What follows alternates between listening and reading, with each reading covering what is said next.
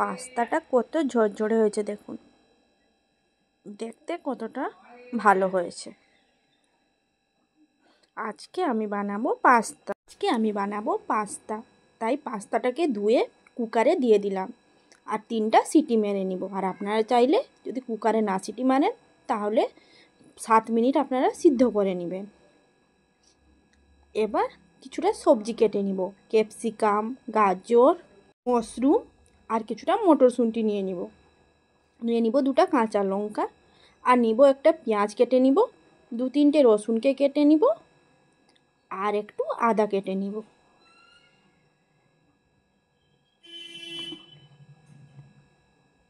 এবার কাটার পরে আর একটু মিহি করে সবগুলোকে ভালো করে কেটে নিব। এবার আমি পাস্তাটাকে 3টা সিটি লাগিয়ে নিয়ে ধুয়ে নিয়েছিলাম একটু। এবার তেল দিয়ে দিয়েছি, উপরে সাদা তেল। প্যান বসিয়ে নিয়েছি, প্যানে দিয়ে দিলাম সাদা তেল, দিয়ে দিব পেঁয়াজ কেটে রাখা। এবার পেঁয়াজটাকে একটু ভালো করে ভেজে নিব। এবার দিয়ে দিব রসুন কুচি আর আদা কুচিগুলোকে। এবার ভাজা ভাজা হয়ে গেছে, দিয়ে দিব কাঁচা লঙ্কা। এবার টমেটোটা আমি একটা নিয়েছি, মিহি করে কেটে নিয়েছি।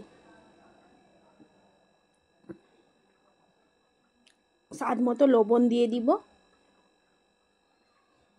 এবার কেটে রাখা সবজিগুলোকে দিয়ে 2-3 মিনিট ভালো করে ভেজে নিব,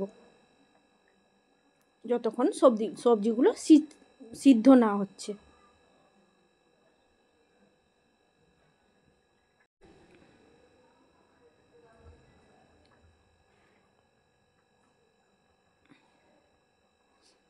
এবার দিয়ে দিব সয়া সস 2 চামচ, দিয়ে দিব চিলি সস 2 চামচ, টমেটো সস দিয়ে দিব 2 চামচ আর ভালো করে মাখিয়ে নিব।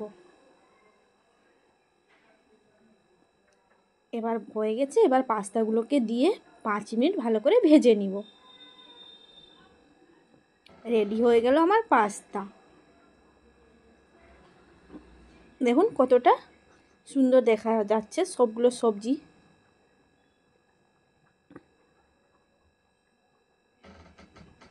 এবার পাস্তা রেডি হয়ে গেছে, নামিয়ে প্লেটে সার্ভ করে নিব।